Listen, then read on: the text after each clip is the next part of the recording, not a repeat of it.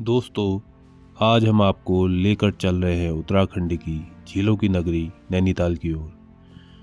नैनीताल का नाम सुनते ही मन में झीलों की ठंडी लहरें, हरे भरे पहाड़ और अद्भुत शांति का दृश्य उभर कर आता है। लेकिन क्या आप जानते हैं कि इस झील नगरी का इतिहास उतना ही रहस्यमयी और रोचक है। सबसे पहले बात करते हैं इसके नाम की। कहा जाता है कि यहाँ एक देवी का नैना यानी आँख गिरी थी। इसी से यहाँ पर नैना देवी मंदिर की स्थापना हुई और यह स्थान नैनीताल कहलाया। इस झील को लोग नैनी झील के नाम से भी जानते हैं तथा त्रिऋषि सरोवर भी इस झील को कहा जाता है और इसे भारत की 64 शक्ति पीठों में से एक माना जाता है। इतिहासकार बताते हैं कि प्राचीन समय में यह क्षेत्र कुमाऊं राजाओं के अधीन था, लेकिन आधुनिक इतिहास की बात करें तो 1841 में एक ब्रिटिश व्यापारी पीटर बैरन यहाँ आया। उसने झील के चारों तरफ के घने जंगलों को देखा और यहाँ की खूबसूरती पर मोहित हो गया। तभी उसने यहाँ एक कॉटेज बनवाया और यहीं से नैनीताल शहर की विकास की कहानी शुरू हुई।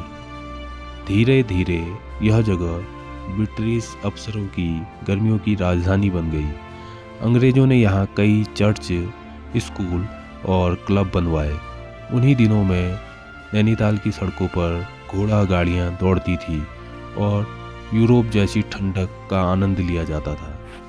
लेकिन नैनीताल का इतिहास सिर्फ सुंदरता और शांति से जुड़ा नहीं है, बल्कि इसमें कई त्रासदियाँ भी छिपी हैं। 1880 में नैनीताल में एक भयंकर भूस्खलन हुआ जिसने पूरे शहर को हिलाकर रख दिया था। आज उस भूस्खलन के छाप यहाँ पर जो फ्लैट्स मैदान बना हुआ है, आज वही जगह लोगों की चहल पहल और मेलों का केंद्र बना हुआ है। यहाँ की सबसे ऊंची चोटी चाइना पीक है, जिसकी ऊंचाई 2611 यानी 2611 मीटर मापी गई है। इसके अलावा नैनीताल आज़ादी की लड़ाई में भी पीछे नहीं रहा। यहाँ के स्कूलों और इलाकों में आज़ादी की गूंज सुनाई देती थी। कई स्वतंत्रता सेनानियों ने यहाँ बैठकर रणनीतियाँ बनाई थी। तो दोस्तों, नैनीताल सिर्फ एक झील नगरी ही नहीं, बल्कि यह इतिहास, आस्था, संघर्ष और प्राकृतिक सुंदरता का अनोखा संगम है।